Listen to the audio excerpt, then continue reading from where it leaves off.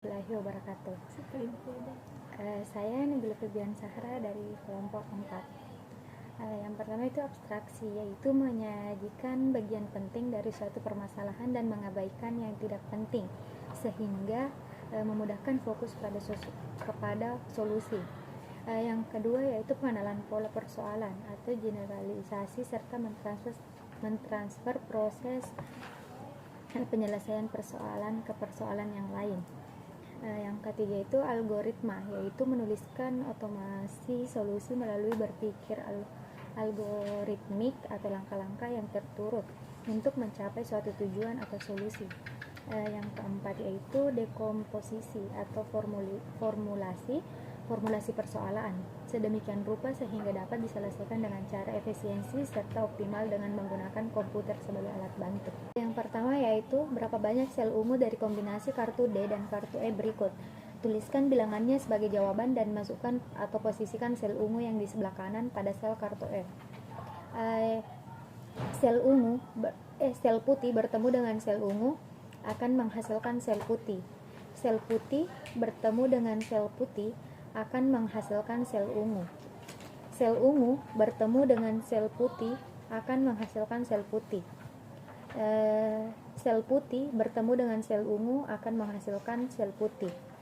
Sel putih bertemu dengan sel ungu juga akan menghasilkan sel putih. Sel ungu bertemu dengan sel ungu akan menghasilkan sel ungu juga. Sel ungu bertemu dengan sel putih akan menghasilkan sel putih. Sel ungu bertemu dengan sel putih akan menghasilkan sel putih. Dan yang terakhir yaitu sel ungu bertemu dengan sel ungu akan menghasilkan sel ungu. Jadi inilah jawaban atau posisi sel ungu yang berada di sebelah kanan atau berada di kartu F.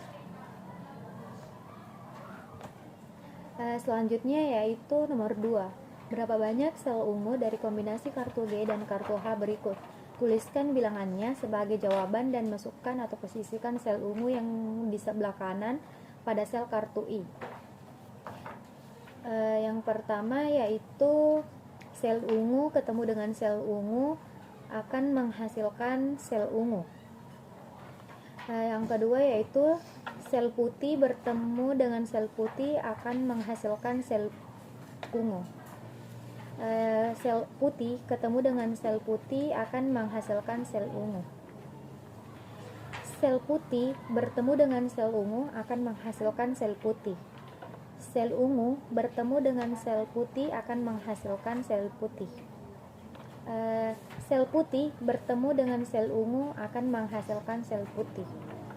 Sel putih ketemu dengan sel putih akan menghasilkan sel ungu. Selanjutnya yaitu sel putih bertemu dengan sel putih akan menghasilkan sel ungu.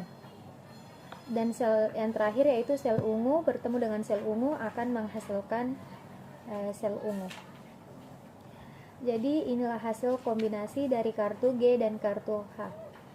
Dapat dilihat pada gambar tersebut. Bebras menemukan sebuah lorong yang terdiri dari sederet kotak. Setiap kotak berisi permen, loli, atau sikat gigi. Ia harus berjalan sepanjang lorong menuju ujung kanan dan tidak boleh mundur atau balik arah ke ujung kiri. Bebras dapat menggosok gigi kalau menemukan sikat gigi. Setelah makan 2 permen loli, ia harus menggosok gigi. Jika tidak, Bebras tidak boleh makan lagi. Pada setiap kotak, ia hanya dapat makan loli atau menggosok gigi atau hanya berjalan. Dia tidak boleh membawa loli ataupun sikat gigi ke langkah berikutnya. Jadi penjelasannya yaitu Bebras harus melangkah ke kotak pertama untuk memakan permen, lalu dia sikat gigi ke kotak kedua, kemudian Bebras harus melangkah ke kotak 3 dan 4 memakan permen, dan kotak 5 ia sikat gigi, kemudian Bebras melangkahi kotak 6, 7 untuk menuju ke kotak 8 dan 9. Setelah itu, Bebras memakan permen 2 dan kotak 10 ia sikat gigi lagi. Kemudian terakhir atau kotak yang 11 Bebras memakan loli terakhir. Jadi banyaknya permen loli yang Bebras makan dan giginya tetap sehat yaitu 6. Bebras Joni mempunyai 8 foto. Dia ingin memberikan sebuah foto untuk Bella. Joni bertanya ke Bella foto mana yang diinginkannya. Apakah kamu ingin foto dengan payung pantai? Ya. Apa kamu ingin foto di mana aku bertopi? Tidak. Apa kamu ingin foto di mana kamu bisa melihat laut? Ya. Foto mana yang harus diberikan Joni kepada Bella? Di sini ada 8 pilihan. Dari keinginan Bella yang pertama, foto dengan payung pantai, di sini ada 4 foto, yaitu B, E, G, dan H. Jadi A, C, D, dan F itu dieliminasi. Terus keinginan Bella yang kedua itu di mana Joni tidak bertopi. Di sini Joni yang tidak bertopi ada 2, yaitu G dan H. Jadi B dan E itu dieliminasi. Lalu keinginan Bella yang ketiga di mana Bella bisa melihat laut. Di sini Bella bisa melihat laut itu di foto H. Jadi foto G itu dieliminasi, jadi jawabannya adalah H. Baiklah, saya akan menjawab pertanyaan soal keempat, yaitu ada 3 robot, yaitu Lea, Moe, dan Bob. 5 pernyataan berikut mendeskripsikan ketiga robot tersebut. Pernyataan yang pertama, Bob dan Moe tersenyum. Pernyataan pertama dikatakan benar karena Bob dan Moe sedang tersenyum. Kemudian pernyataan kedua, Bob, Moe, dan Lea masing-masing mempunyai 2 kaki. Pernyataan kedua dikatakan tidak benar karena Lea mempunyai 1 roda, Moe dan Bob mempunyai 2 kaki. Kemudian pernyataan ketiga, Moe mempunyai kepala bulat dan Lea mempunyai 2 kaki. Pernyataan ketiga tidak benar karena Lea mempunyai 1 roda. Kemudian pernyataan keempat, masing-masing robot mempunyai 5 jari tangan. Pernyataan keempat dikatakan tidak benar karena Moe tidak memiliki 5 jari tangan. Kemudian pernyataan kelima, Lea atau Bob salah satu dari mereka mengangkat tangan. Pernyataan ketiga dikatakan benar karena salah satu dari mereka mengangkat tangan. Jadi pernyataan mana yang benar? Yaitu C, 1 dan 5. Sebuah alien mempunyai sebuah kepala H, sebuah badan B, 2 lengan A, dan 2 kaki L. Tubuh alien dapat ditransformasi dengan mengikuti perintah mutasi sebagai berikut. Sebuah bagian alien dapat ditransformasi lebih dari 1 kali.